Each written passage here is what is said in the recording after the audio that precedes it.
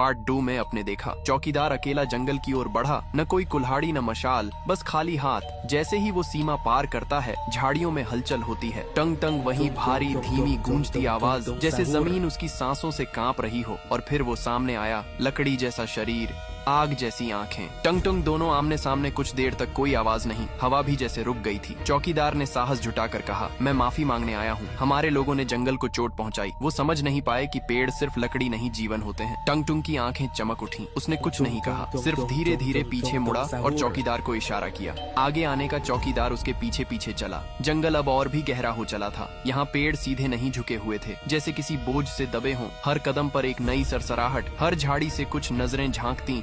और फिर एक खुला मैदान आया। वहाँ पेड़ नहीं थे, बस लकड़ी के ठूंठ मानव आकार में जमे हुए। हर ठूंठ के चेहरे जैसे इंसानों के हों, डरे हुए जमे हुए। चौकीदार आगे बढ़ा तो एक ठूंठ की आंख से कुछ बहा। पानी नहीं, जैसे राल में मिला आंसू। टंग टंग ने पीछे इशारा किया और फिर पेड़ों की सरसराहट एक सुर में बदल गई। लालच, लालच। ये वो इंसान थे जो जंगल को सिर्फ काटने आए थे। अब वो चीख नहीं सकते, बस पेड़ बनकर हमेशा खड़े रहेंगे। चौकीदार थरथराया। क्या अब कोई उम्मीद नहीं बची? टंग टंग ने पहली बार सिर हिलाया। हाँ मैं। वो सामने एक पेड़ के पास गया। उस पर एक बड़ा निशान बना था और नीचे लिखा था, अंतिम चेतावनी। टंग टंग ने कहा, जो अगली बार कुल्हाड़ी लेकर इस जंगल में आया, वो सिर्फ अकेला नहीं कटेगा, पूरा गांव कट जाएगा। चौकीदार कांपते हुए सिर झुकाता है। चौकीदार वापस लौटा, चेहरा पीला। गांव वालों ने घेर लिया। चौकीदार ने कहा, टंग टंग ने कुछ नहीं कहा, पर सब समझा दिया। उसने एक लकड़ी का टुकड़ा निकाला जिस पर लिखा था, अंतिम चेतावनी। अब अगर किसी ने भी जंगल की तरफ कुल्हाड़ी उठाई तो गांव मिटा दिया जाएगा। एक रात गांव पूरी तरह शांत, लेकिन एक घर में एक लड़का बाहर देखता है। उसे पेड़ों के बीच कोई हलचल दिखती है और फिर टंग टंग। वो आवाज फिर आती है, पर इस बार डर नहीं, एक सावधानी की याद बन